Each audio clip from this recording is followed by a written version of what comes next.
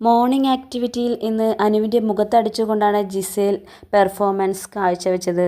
എല്ലാ സീസണിലും എന്തെങ്കിലും അടിപിടി വഴക്കൊക്കെ നടക്കാനുള്ള എന്തെങ്കിലുമൊക്കെ ഇട്ടുകൊടുക്കാറാണ് പതിവ്. എന്നാൽ എല്ലാ സീസണിനേക്കാളും പ്രത്യേകതയായി ഈ സീസണിൽ മാറ്റം കൊണ്ടുവരാൻ ബിഗ് ബോസ് ശ്രമിച്ചിട്ടുണ്ട്. ഇന്നത്തെ ആക്ടിവിറ്റി ബാഡ്ജ് സ്വന്തമാക്കുക എന്നുള്ളതായിരുന്നു. ബാഡ്ജിന് വേണ്ടി പ്രത്യേക ടാസ്ക് വെക്കാതെ ഇതൊരു മോർണിംഗ് ആക്ടിവിറ്റി ആക്കിയിരിക്കുകയാണ് ബിഗ് ബോസ്. എന്നാൽ ഇത് ഫിസിക്കലി ഉള്ളൊരു ടാസ്ക് ആയിരുന്നു. അടിയും പിടിയും ചവിട്ടും കുത്തും ഒക്കെ കിട്ടാൻ സാധ്യതയുള്ളൊരു ടാസ്ക് ആയിരുന്നു ഇത്. ഈ ടാസ്കിനിടയിൽ അക്ബറിന് പരിക്ക് സംഭവിച്ചിട്ടുണ്ട്. അക്ബറിനെ കൺസെഷൻ റൂമിലേക്ക് കൊണ്ടുപോയി മെഡിസിനൊക്കെ കൊടുക്കുന്നുണ്ട്. അങ്ങനെ ഒരു സൈഡിൽ നടക്കുന്നുണ്ട്. അതിനിടയിൽ ഗംഭീര പെർഫോമൻസാണ് ജിസേൽ കാഴ്ചവെച്ചത്. രേണുവിൻ്റെ ബാഡ്ജായിരുന്നു ജിസേൽ തട്ടിയെടുത്തത്. എന്നാൽ ഇതിൽ ഭാഗ്യം എന്നൊരു സംഭവം ഉണ്ടല്ലോ.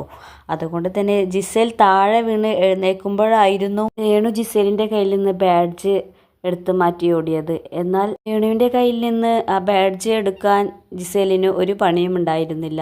അങ്ങനെ ജിസേൽ തന്നെ ആ ബാഡ്ജ് സ്വന്തമാക്കിയിരിക്കുകയാണ്.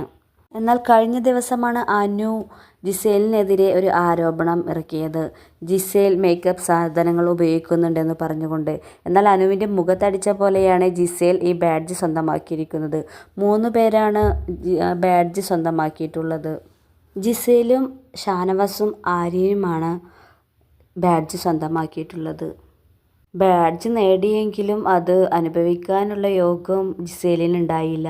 ബാഗ് വേറൊരാൾക്ക് കൈമാറണമെന്നാണ് ബിഗ് ബോസ് പറഞ്ഞത്.